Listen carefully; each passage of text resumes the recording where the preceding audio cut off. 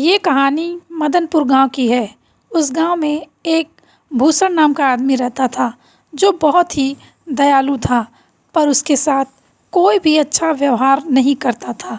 एक दिन शाम के वक्त भूषण खाना खाने बैठा था, तभी उसके दरवाजे पर किसी की आवाज़ सुनाई देती है कि बहुत भूखा हूँ, कोई खाना खिला दो, 2 दिन से कुछ भी नहीं खाया है।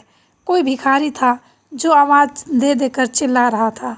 भूषण उसकी आवाज़ सुनता है और बोलता है, कौन है? अंदर आ जाओ, आओ हम दोनों साथ में मिलकर खा लेते हैं। तो वह भिखारी देखता है और बोलता है कि इतने खाने में तो मेरा पेट भी नहीं भरेगा, तुम खा लो, मैं आगे से कुछ मांग कर खा लूँगा। इस पर भूषण बोलता है, नहीं, आइए खा लीजिए, आप ही पूरा खाना खा लीजिए, मैंने रात को खाया था, मैं ऐसे ही सो जाऊँगा। तो भिखारी अंदर आकर खाना खा लेता है और भूषण को बहुत ही आशीर्वाद देकर चला जाता है। पर भूषण को भूख बहुत ज़ोर से लगी थी।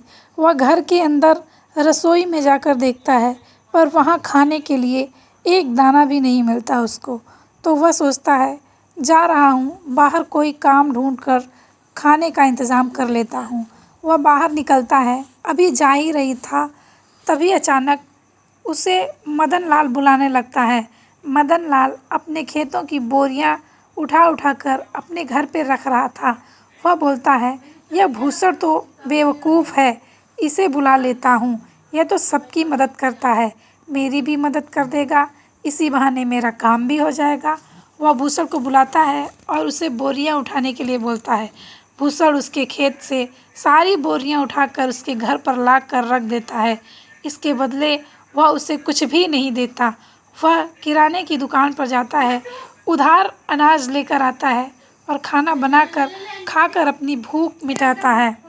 भूषण सो रहा था, तभी अचानक उसके दरवाजे के बाहर किसी के रोने की आवाज़ सुनाई देती है। वह जल्दी से दरवाज़ा खोलकर बाहर देखता है तो उसका पड़ोसी अपनी बीवी को ज़ोर ज़ोर से पीट रहा था। वह बोलता है, अरे क्या कर रहे हो, क्या कर रहे हो, क्यों मार रहे हो? तो वह बोलता है कि मेरी बीवी, तुमसे क्या मतलब, मैं अपनी बीवी को मारूंगा, तुम कौन होते हो बीच में बोलने वाले? तभी एक औरत बोलती है, सुबह सुबह शराब पीने के लिए इसे पैसे चाहिए, इसीलिए मार रहा है। यह सुनकर भूषण उसका हाथ पकड़ लेता है और उसे पैसे देकर बोलता है कि अगर आज के बाद दोबारा तुमने अपनी बीवी पर हाथ उठाया तो तुम्हें पुलिस थाने में ले जाकर बहुत ज़्यादा पिटवाऊंगा और जेल में बंद भी करवा दूंगा। सब बहुत खुश होते हैं और सब लोग भूषण को गांव का सरपंच बनाना चाहते थे। सब लोग भूषण को सरपंच बना देते हैं। यह सुनकर गांव का सरपंच बहुत ही गुस्से में आ जाता है। वह बोलता है कि अब मैं इसे छोड़ूंगा नहीं। वह गांव के राशन में मिलावट करा देता है और भूषण सरपंच बन गया होता है और इस बार गांव वालों को पूरा राशन मिलता है। सब बहुत खुश थे, लेकिन अगले ही दिन मिलावट का अनाज देखकर सब लोग भूषण पे गुस्सा करने लगते हैं कि अरे हम लोगों ने गलती कर दी, तुम्हें सरपंच बनाकर तुमने तो इतनी बड़ी मिलावट करी है, तुमसे अच्छा तो पहले का ही सरपंच था, अब तुम्हें इस गांव से हम लोग निकाल देंगे, तुम सरपंच बनने के लायक नहीं हो। सब लोग मिलकर उसे गांव से बाहर निकाल देते हैं।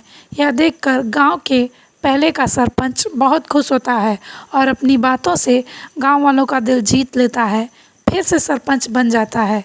इसी तरह भूषण चलते चलते जंगल में पहुंच जाता है और अपने मौत की झूठी खबर गांव में फैला देता है। वह भूत बनकर गांव के सरपंच के सामने आता है और उसे डरवाने लगता है और उसे बोलता है कि अपनी सच्चाई पूरे गांव के सामने लाओ, नहीं तो मैं तुम्हें मार डालूंगा। सरपंच डरने लगता है और रात को ही गांव वालों को इकट्ठा करके अपनी सच्चाई बता देता है कि राशन में मिलावट भूषण ने नहीं, मैंने और मेरे नौकर ने की थी। यह सुनकर गांव वाले उस सरपंच को मार मार कर बहुत ही बेहाल कर देते हैं और उसे गांव से निकाल देते हैं और भूषण को फिर से सरपंच बना देते हैं।